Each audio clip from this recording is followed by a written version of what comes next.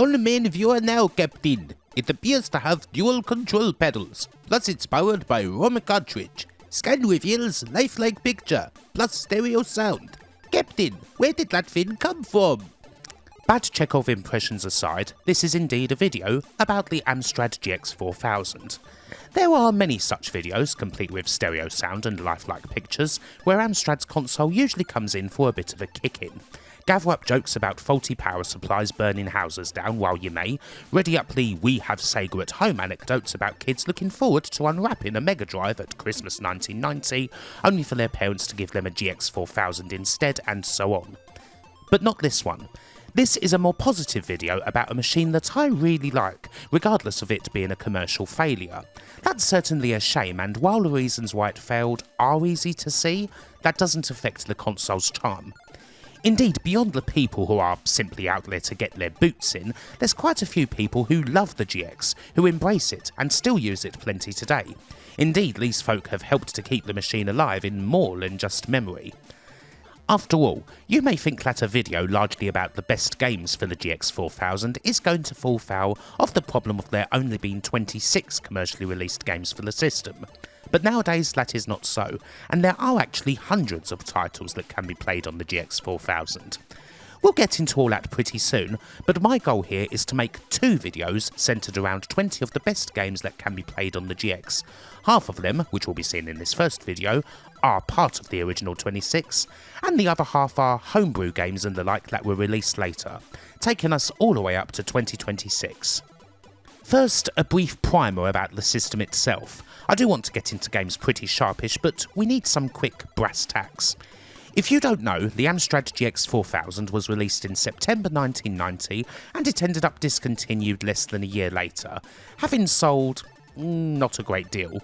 While 15,000 is the most quoted sales number, the actual number of sales was probably around the 30 to 40k mark. Why did it fail commercially? What you often see online is people saying that it failed because it was an 8-bit machine released in 1990, a time when the Sega Mega Drive was already on the shelves, as well as 16-bit micros like the Amiga and Atari ST. Therefore, the GX4000 failed because by the time it was released, it was already well past it. I would dispute this. 1989 and 1990 is the time when consoles as a whole are really taking off in the UK market, having struggled before then. The Mega Drive certainly does fine when it launches in the UK in August of 1990, but the 8-bit consoles are really where it's at until Sonic comes along. They are, after all, half the price of the MD, which launched at £189.99. The Master System is selling very well, and the NES, now managed by British board game company Sans Serif after Mattel initially made a right pig's breakfast out of it, is gaining momentum. Also, I should point out, it's not like these magically disappear from the shelves overnight when the Mega Drive starts smashing it in 91. The Master System and NES will still be sold for years to come as budget options. Amstrad are all about the budget option, the mug Xyphoe to use one of Alan Sugar's signature phrases, so the GX4000 can most definitely compete. The GX4000 technically is most definitely right there with these machines in terms of colours, speed, all that other stuff. It's got the good base of being a consolised CPC Plus, which came out around the same time, and it sold at an initial price of £99.99 with the games costing around 25 quid. A totally fine price. And well, while it does feel like damning with faint praise to compare the GX4000 to this system, if you want to see a truly terrible attempt at consolising a micro, then the utterly irredeemable C64 game system was also released in late 1990 at £99. There's a bit more out there that can be gleaned from chats about the console, something that I've talked about with Amstrad YouTuber and GX4000.co.uk bossman Xyphoe. Amstrad's principal strategy with the GX4000 was to aim the console at the younger market, with the idea that customers start with the GX and move from there to one of the aforementioned CPC Plus machines, the Plus 464 and the Plus 6128, that were being sold from anywhere between £229 and £429, depending on the model and whether you chose a monochrome or colour monitor. They didn't necessarily think of Sega and Nintendo as direct competition, which was perhaps a fault. At the time, they, or rather Alan Sugar, thought, again perhaps incorrectly, that Sega and Nintendo were aiming at slightly older markets. Still, the competition was definitely from the 8-bits. There is an oft-repeated quote from Cliff Lawson, Amstrad's former top software designer, interviewed in Retro Gamer back in 2004, saying that the GX4000 was technically at least as good as the SNES. Now, this often gets mocked, but really, that seems like a pretty obvious misquote. Cliff was surely talking about the NES, but misspoke. After all, by the time the SNES officially arrived in the UK in April of 1992, the GX4000 was long gone. So, why did it fail? Time is a part of the reason, but certainly not because of the Mega Drive. The GX4000's failure happened against the Master System, and particularly against the NES. The autumn of 1990 is when the NES, having struggled for so long in the UK, catches fire at last. While us in the UK gaming YouTuber field have always been very eager to redress the balance and point out the big N's shortcomings commercially when compared to microcomputers like the ZX Spectrum in the late 80s, here's where it changes, thanks to the Mutant Machine.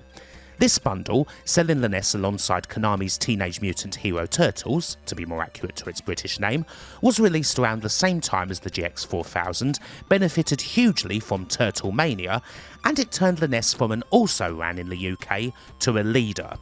With the success of the Turtles bundle, Sans Serif, the main architects of the bundle, pretty much doing it without waiting for so much as a nod of the head from Japan, and Nintendo now also had an extensive library of games to call upon, not to mention some very big games still to come. Believe it or not, Super Mario Bros. 3 didn't come out in Europe until August of 1991, and when it did come out, well, it was a huge hit, selling tons more Nintendos, because I mean, of course it was, it's freaking Super Mario Bros. 3, one of the greatest games ever made. Regardless of the reasons why SMB3 took so long to officially hit Europe, it was hyped to hell and sold gangbusters in 91. Now of course, by this time the poor old GX4000 was all but dead. My main point is that with NES finally becoming a big success in the UK and elsewhere in Europe, the GX4000 didn't stand a chance against it. The NES had several years worth of games already out there, and 4 very popular heroes in a half shell on the front of the box. Oh, and the GX also gets battered on the price front. As mentioned already, the GX4000 launched at $99.99, complete with Burnin Rubber. This would have been a good price, but unfortunately the NES Turtles bundle was sold at $79.99, the same price as the Master System, which also dropped there when the Mega Drive launched in the UK. It's said in places like the console's Wikipedia article, and thusly repeated, that the GX4000's price was quickly dropped to £79.95 due to poor sales and customer dissatisfaction. But as you can see, they quite clearly had no choice but to drop the machine's price almost immediately, because £99.99 was no longer competitive. Amstrad, alas, were thoroughly beaten to the punch. There were other issues, of course. Amstrad aren't entirely blameless here. Perhaps the biggest issue of all that the GX4000 had was games for it trickling out very slowly. From its release in September of 1990, there were only about 5 games released for the GX over the rest of the year, and leaving aside pack-in title Burnin Rubber, December's Robocop 2 was the first one to really show what the system could do. Other early titles such as Batman, Fire and Forget 2, Barbarian 2 and Operation Thunderbolt were pretty underwhelming, games that were ported from the regular CPC 464 with very minimal changes if any, things that really could only boast a lack of loading times and nothing else, but cost anywhere from £10 to £15 more than their full price disc or cassette equivalents. Honestly, by the time we get to Christmas of 1990, the damage was largely done. So why did it take so long for games to actually come out? This is a hazy area, and people have their own thoughts on who to blame. Alan Sugar himself, as recently as a tweet from the start of June, lays the blame directly at the door of games writers and producers, saying that they took too long to make the games. However, it appears to be a bit more complex than that. Again, I've chatted a fair bit with Xyphoe here. His chats and the research of Lee Cook has proven invaluable. One big issue was that Amstrad handled the making of the cartridges, and they mandated that publishers make rather big orders of the carts, a minimum of 20,000 in fact. A pretty big number, especially when you consider that at most 60,000 total GX4000s were made. This huge commitment perhaps understandably led publishers to drag their heels a bit, to have second thoughts about taking the orders on, to hedge their bets and see how the console was going to perform, if that 20,000 cart order was just going to be a big loss. And thanks to that, we end up with a rather barren release schedule, just a couple of games coming out each month. Not good enough, and even the most eager of Amstrad fans would find themselves frustrated when they went into the shops to find that there just weren't any new games on the shelves. Amstrad would eventually relent a little on the minimum order of 20,000, but the console's goose was already cooked by then. Even leaving aside some of the games not being changed all that much from their original 464 versions, the incredibly slow release rate of games was what hurt the GX the most, and naturally, people soon got cold feet. In the end, only a handful of software houses supported the machine beyond 1 or 2 games, not just Ocean in the UK, but also the big Frenchies like Titus, Logicel, Infogrames and Ubisoft. All this, and there is what nowadays is often thought of as the biggest problem of them all, at least the one that seems to get talked about the most: the dreaded power supply. This one is especially annoying because, in most aspects, the GX4000 doesn't feel cheaply made at all. Indeed, it's a nice, compact and good-looking machine, with a very respectable joypad that feels absolutely fine in the hands. Just as that old Trek Apin TV advert implies, it has a cool spaceship look about it. But to hear some people talk about the power supply, you'd think it was so badly made as to be lethal, something that could potentially not just brick your machine when it failed, but blow it up, sparks everywhere, big fire, house burns down, total disaster.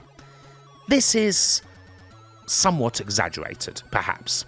People, specifically Noel's Retro Lab, have looked into the GX4000's power supply, and they haven't found a whole lot seriously wrong with it, beyond it being a pretty cheap power brick of a sort that wasn't uncommon at the time.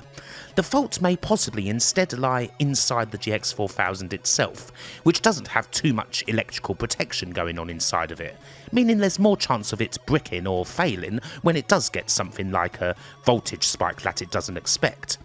Still, the actual dramatic blowing up bit is, from what I can see, a trifle overblown, if you'll pardon the pun. If something did go wrong, it would more than likely just stop working and not turn on again. The aforementioned Noel's Retro Lab has a good repair video all about the inner workings of the GX4000 that explains how it handles electricity an awful lot better than I can. Of course, if you're looking to run a GX4000 nowadays, you obviously shouldn't use the original PSU, but that's just common sense because there's plenty of better alternatives for power out there, and a 35-year-old rather cheap power brick is definitely not ideal, especially if you plan to use a flash cart that's naturally going to want a bit more oomph in the voltage department. But of course, this wasn't something people thought about back then.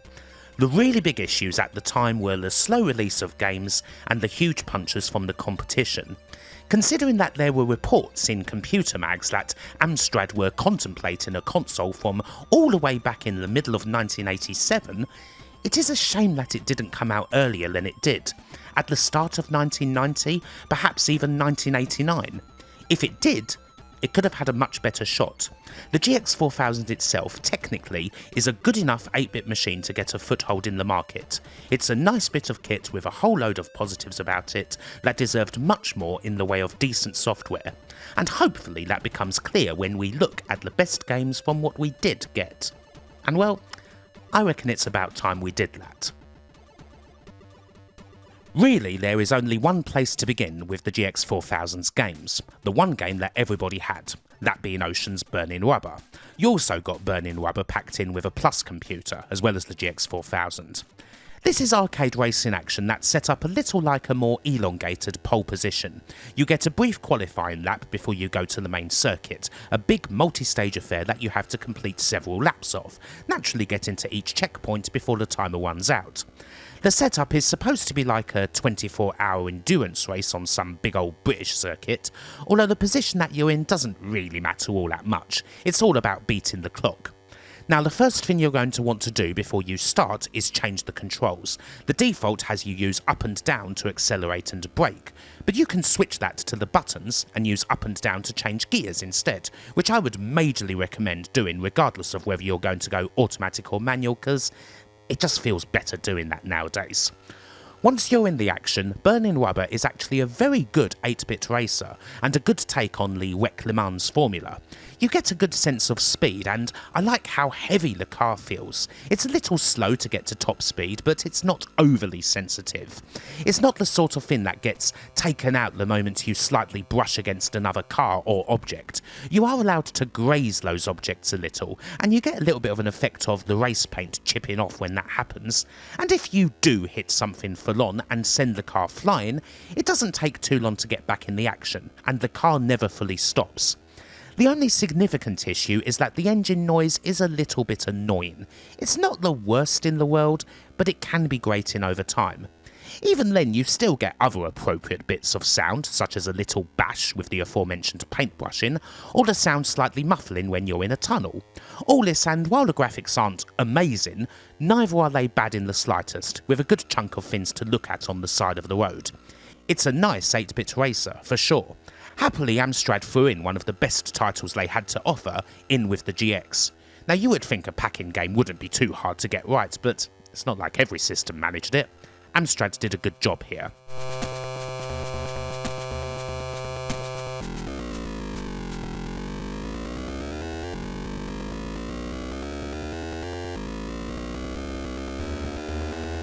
Sticking with Ocean, I thought I should include Batman in my 10 picks, for a couple of reasons. Firstly, it is probably the GX4000 game you're most likely to find outside of Burnin Rubber, meaning that people would be wondering where it is if it wasn't here. And secondly, well, it is at its base a very good game, one of Ocean's signature licensed game affairs, probably the most significant one outside of Robocop, and this is enough for it to be on here even if it is also an example of how some software houses got it wrong on the GX4000. Batman the movie is unfortunately a straight port from the original CPC version with barely any additions aside from a new title screen.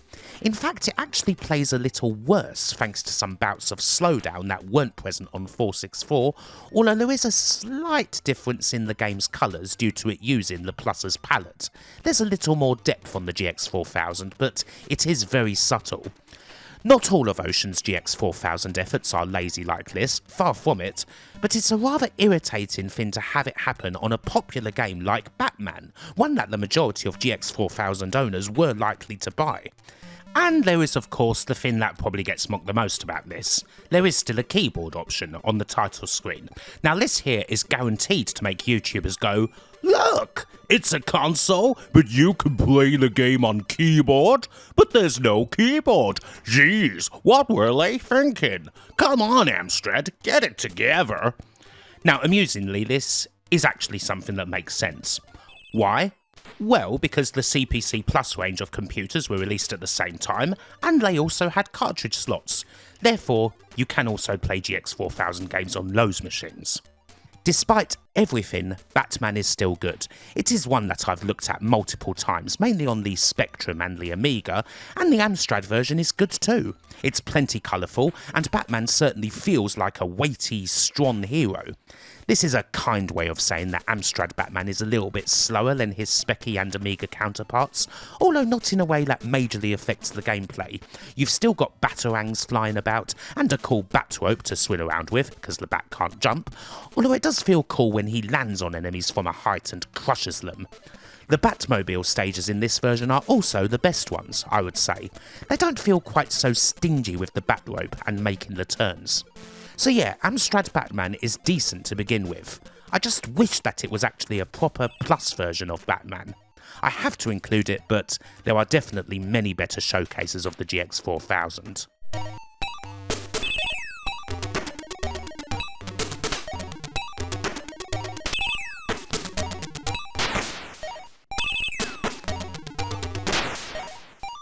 I should stick with Ocean and licensed gaming for the next entry. While Batman doesn't show off the GX4000's best side, this next game most definitely does. While the GX definitely has more than 2 good commercial games, there is a duo that are well ahead of everything else by some distance, especially when it comes to showing off just what it can do as an 8-bit machine, and this is the first of them, Robocop 2. Ocean's Robocop 2 was pretty well hyped up and advertised in mags, especially considering how successful the Mancunians were with their first Robocop game. Unfortunately, on most platforms, the results were mid to crap, in all honesty. Either it's too slow and lacking music on the Specky, it's got ridiculous momentum out the arse on NES, or it's just a beyond irritating mess on Amiga. But then there's the GX4000, lording it over everything that isn't Data East's wholly different arcade game. While most of the Robocop 2s have much more platforming than the first game, GX Robocop 2 puts the focus almost entirely on platforming, and it's much better for it. We've got a very nice moving, fast and tight Robo, and while you do get a few enemies kicking around, the main challenge comes from plenty of intricate platform sequences, some of them behind doors that also act as checkpoints, where the main goal is collecting up vials of nuke and making the odd arrest. It's a damn hard game, one where you must tread carefully, and there's going to be quite a bit of memorisation involved, but it's nice when said memorisation actually feels worthwhile. And it is quite a lovely looking game. The Amstrad colours at their best occupy a nice middle ground, something between the eye-tearing vividness of the Spectrum and the rather brown hue of the Commodore. Here you get the CPC Plus palette at its best, combined with the smooth movements that the GX makes possible. It's the best of everything, and Matthew Cannon chucks some excellent music into the turmoil. You do also get the typical minigames, the sliding puzzle maze where you try to fix Murphy's memory, and a more standard shooting gallery. While both of these do distract a bit from the main platforming, they are totally okay and, crucially, completing them isn't actually essential. It's nice when you don't get your whole game screwed up because you failed to complete a sliding maze or mastermind puzzle or whatever. If there is one shame, it's that I kinda wish there was some sound effect action to go along with the music. But overall I really like this one. It is undoubtedly the second best commercial Amstrad GX4000 game. As for what the first is, well, you're gonna have to wait and see.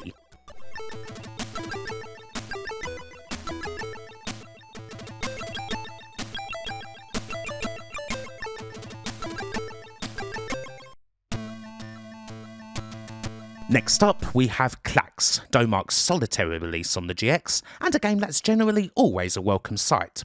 Dump those blocks in the well, make up the Klaxers, store a couple in that bucket, and try not to panic when things get too hectic. There's a couple of things I look for when it comes to versions of Klax, one in particular being nicely defined blocks that are easy to differentiate from each other, something which you actually don't have in Atari's original arcade. Happily, you do get that here on Amstrad, which means I can play the game without much issue aside from simply not being very good at it. As far as the GX goes, what we've got here is largely similar to the regular CPC version, but there are some subtle yet important differences. The background is a lot more like that of the arcade, which is nice, and the blocks have that little bit of extra smoothness about them, which always helps. Also, you get a little fade in and out transition in this and various other GX games, which isn't something you'll find on the respective CPC versions. While this doesn't do much except add a little extra sheen to the presentation, it's a nice detail. Even if the difference between various GX games and their CPC counterparts isn't always night and day, to say the least, they certainly aren't always identical, and this is something that Amstrad-centric folk are eager to point out, things you'll see highlighted in vids from Chinivision, Novabug, Xyphoe and others, the odd series of vids going into the various differences and so on. Klax is a game where the differences aren't exactly staggering, but they do represent an improvement. Importantly, it is not Batman.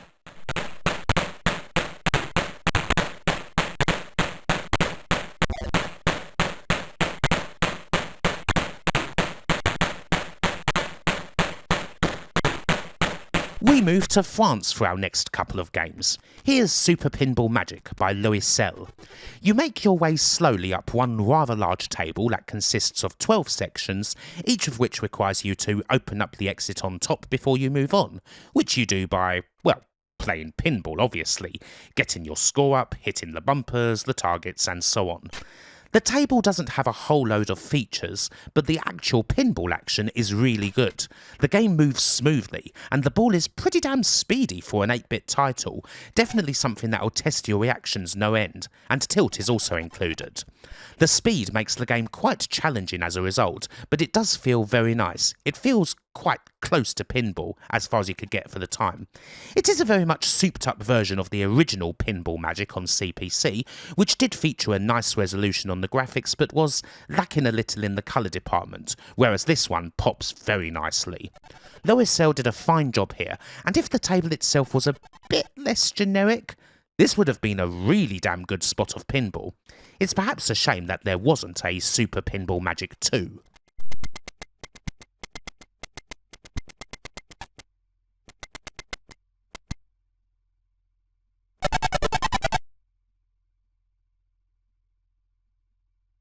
I have another Loisel game here, and this is one that I've really enjoyed in the past on various formats.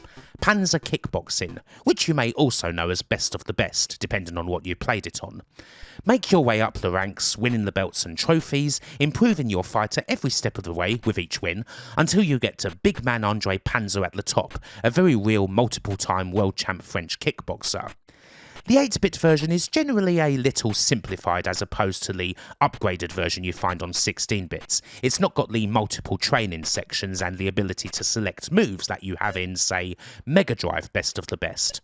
But of the 8-bit versions, the GX4000 is definitely the best one. What's very good here is that it has the sort of graphics you would find on the 16-bits. Really nice and detailed arenas, complete with people in the foreground and background, a referee in the ring, and a bunch of smoothly animated kicks and punches. Again, it's a big step up from the regular CPC version of Andre Panza, which is cut down significantly. Playing this game is fun too, once you get used to the controls. Again, it's a bit simplified compared to 16-bit versions, but still satisfying. You perform moves in a Karate Champ or IK Plus style, using the D-pad and holding the buttons down for stronger strikes, or indeed to block. Everything feels weighty, and it really has a nice oomph about it when you get a good hit in. While it is perhaps not on the elite level of IK+, I'd say that Andre Panza is in the next best league. It's a seriously underrated, really good simulation of kickboxing for the time, and the GX4000 version is very good indeed. The Mega Drive version is the overall best of the best, if you'll pardon the pun, but this is the pick of the 8-bit litter.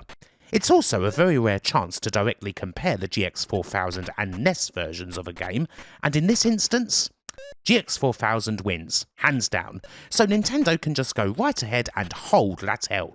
Who even cares about anything else when you've got a superior version of Panza Kickboxing? Mario frees a load of arse anyway.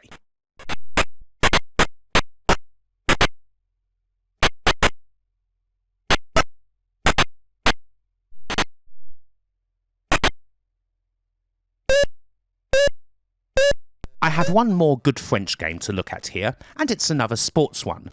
Indeed, one rather amusing thing about the GX4000 library is that while it only consists of 26 released games, it has 2 tennis titles.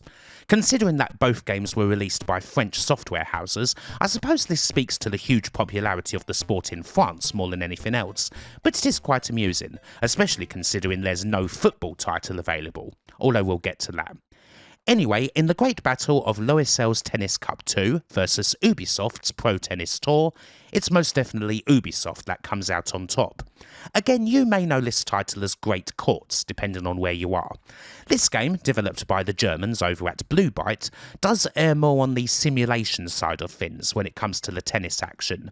Your positioning and timing are very key when it comes not just to plain old hitting the ball, but aiming it. If you try to simply hold the D-pad in the direction you want to aim in, you will either miss completely or you will spray the ball everywhere, most likely in the direction of the umpire's face. It takes a little getting used to, but once you do, you get some nice rallying. The opponents have their own style, the courts have their own feel, and it's most definitely a really nice thing when a shot comes off exactly as you intended, you pass the opponent and nail those tram lines. It is also, again, a big upgrade from the regular CPC version. GX4000 Pro Tennis Tour's got those plus colours, and it moves an awful lot nicer. One other cool thing, particularly if you like tennis, is that there is a fair bit of meat on the bone here. You do have a tournament mode where you go through the slams in proper lengthy matches. If you don't like tennis, then this probably isn't going to be your bag, but if you do, well, Pro Tennis Tour is one of the best efforts of its generation. While the wholly 16-bit Pro Tennis Tour 2 is certainly superior and even more fleshed out, there's a lot to enjoy about this first one.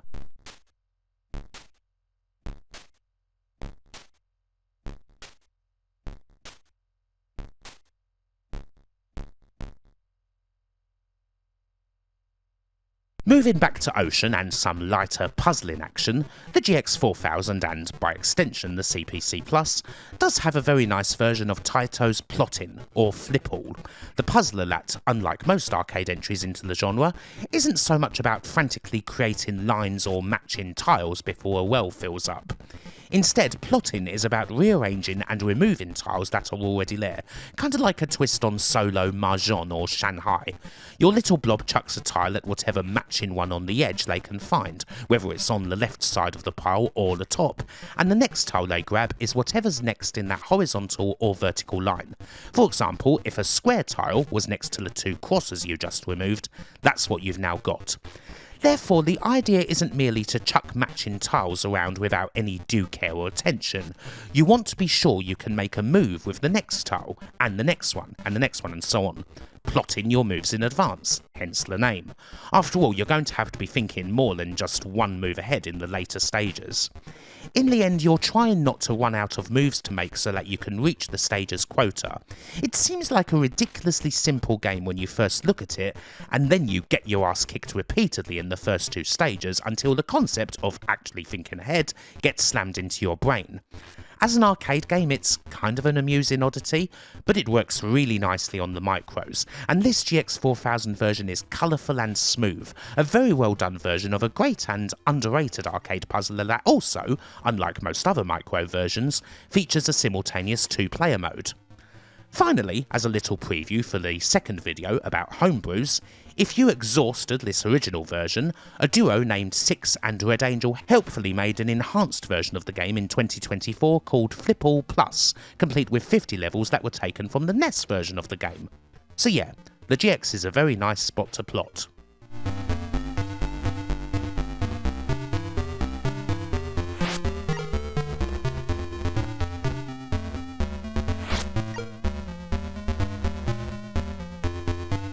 Next we have Gremlin's one and only release for the GX4000, and they definitely make it count, for it is core design and Simon Phipps' Switchblade. Originally hailing from the Atari ST in 1989, the GX version of the game came out in 1990. It's actually very important to note that this is not an enhanced version of an existing 464 release or whatever, as Switchblade didn't actually hit the likes of the original CPC, C64 and Speccy until 1991. Really, we should be comparing this GX version of the generally excellent early Metroid-type Mungo-influenced platformer to the ST original, and happily, it passes with flying colours. It uses colour quite nicely.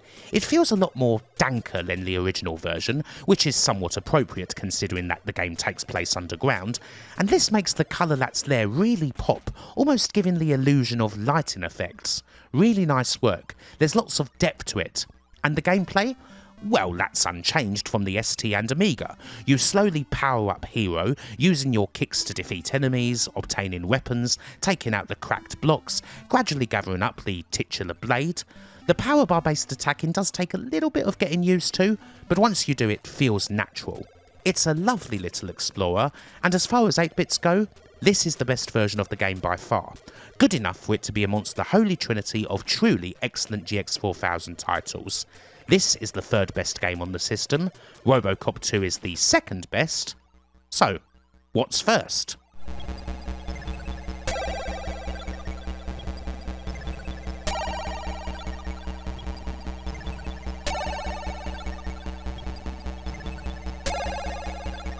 If you know GX4000 Ball, then the best game on the system is obvious. But if you don't, then you may be surprised to learn that the GX's best game is an all-timer of an arcade conversion. Ocean did several real good versions of Pang.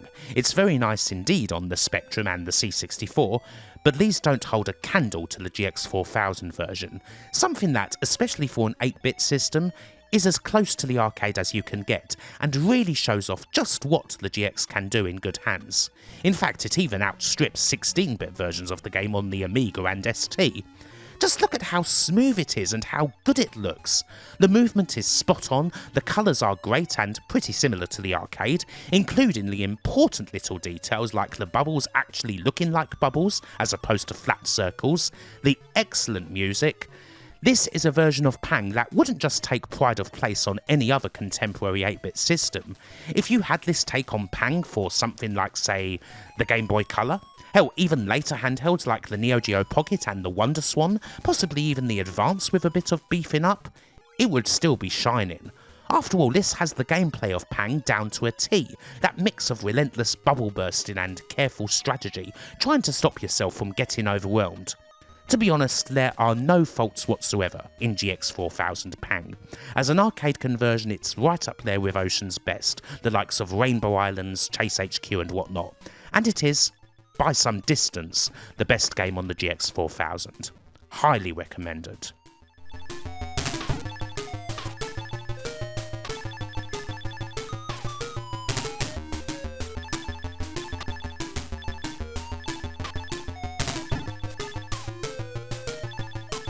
So there's my 10 GX4000 favourites. Batman aside, they all do a pretty good job of showing what the system can do, what it could have been if there were more people making games for it. Obviously it's not an all-time great library, but if you had a GX4000 and these 10 titles, you'd have a damn good time. It surely wouldn't be a purchase you'd regret. There's a couple of others I enjoy. The aforementioned Tennis Cup 2 is okay and certainly a looker by GX standards, and you've also got Mystical and Tintin on the Moon, both of which are fine by me.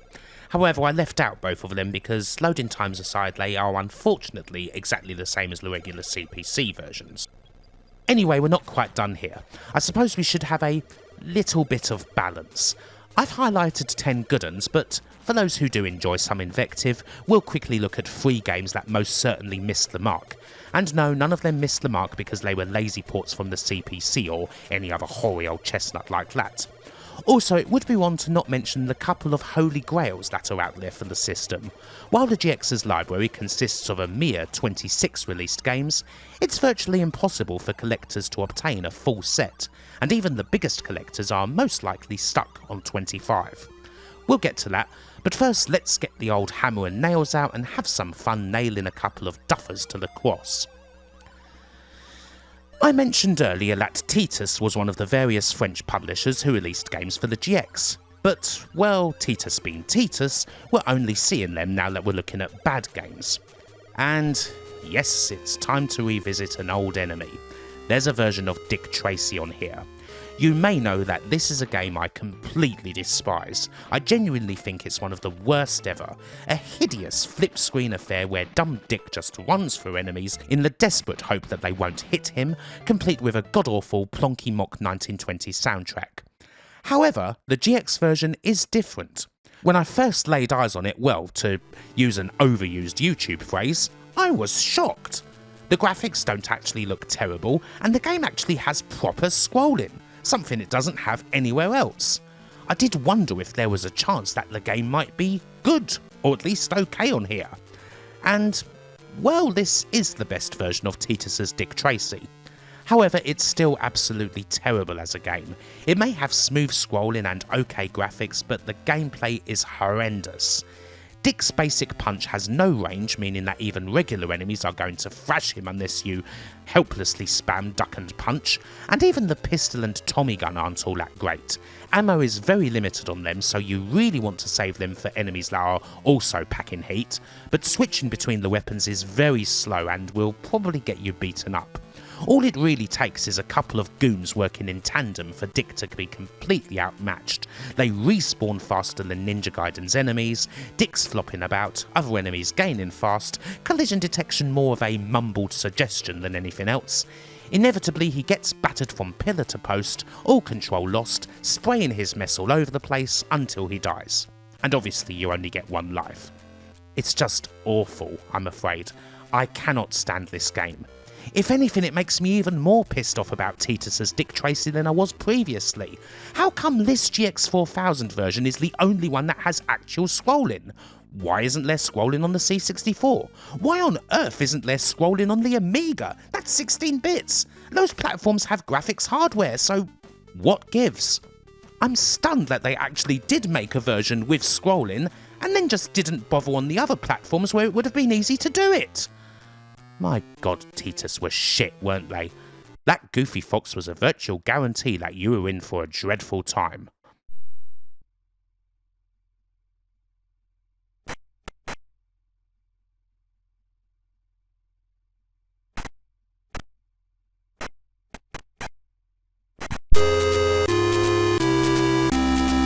And to top it all off, Dick Tracy isn't Titus's worst game on the GX4000.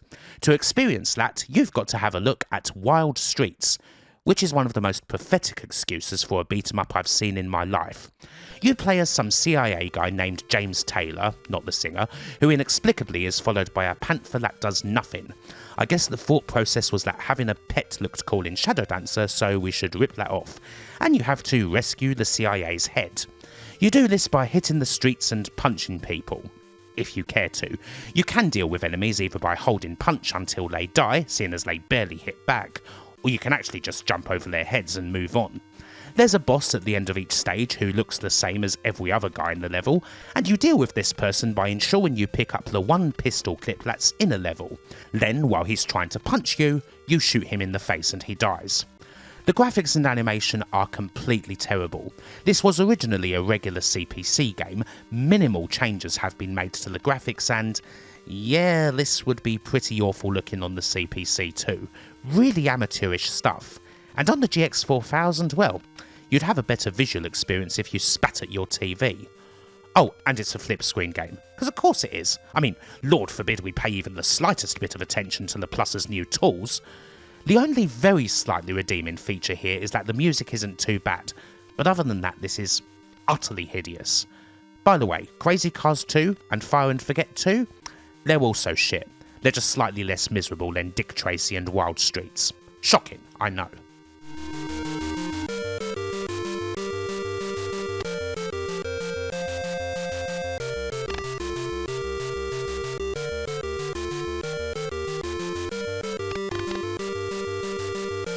It's generally agreed that the competition for the worst game on the GX4000 is between two games. Obviously, Wild Streets is one. And this is the other. No Exit. This is another French game, this time released by Cocktail Vision. It's Cocktail's only title for the GX, and it comes out under their Tomahawk label, which is something you would largely find on rhythm games, Emmanuel and Geisha, things like that. No Exit isn't one of those. Instead, it's the GX's only one-on-one fighting game, and it's hilarious. You play as a generic karate man, and you fight against other generic karate men in various spooky locales. While there's not much difference in the characters, you can control your stats, adjusting your fighter's strength, resistance, efficiency, and vivacity. I am not sure how vivacity helps with fighting, but hey-ho. The whole thing is tremendously silly. If you find that your energy's going down too fast, you can hold down and your fighter will headbang a bit to get his health back up. What few moves there are seem to happen at random, and you can also turn into a monster for a bit and punch the enemy to oblivion. You can only do this 3 times in the whole game, but hey, eat your heart out, bloody war, because No Exit on GX4000 did it first. The whole thing does again feel ridiculously amateurish. The gothic backgrounds are a bit more exciting than Wild Streets, but it's all a bit public domain, and certainly not a good PD title. The big question though is, what's worse? No Exit or Wild Streets? I think that I have got to give the brown stained wooden spoon to Wild Streets. No Exit is absolutely awful and definitely one of the worst one-on-one fighters I've ever experienced, but it did at least give me a few laughs by virtue of its absurdity, whereas Wild Streets is simply nothing but misery. Naturally, congratulations are in order for the folks at Titus.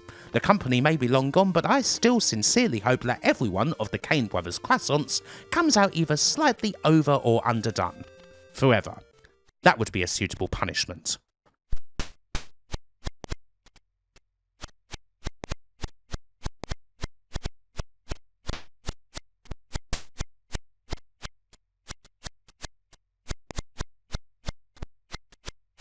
Well, that was fun.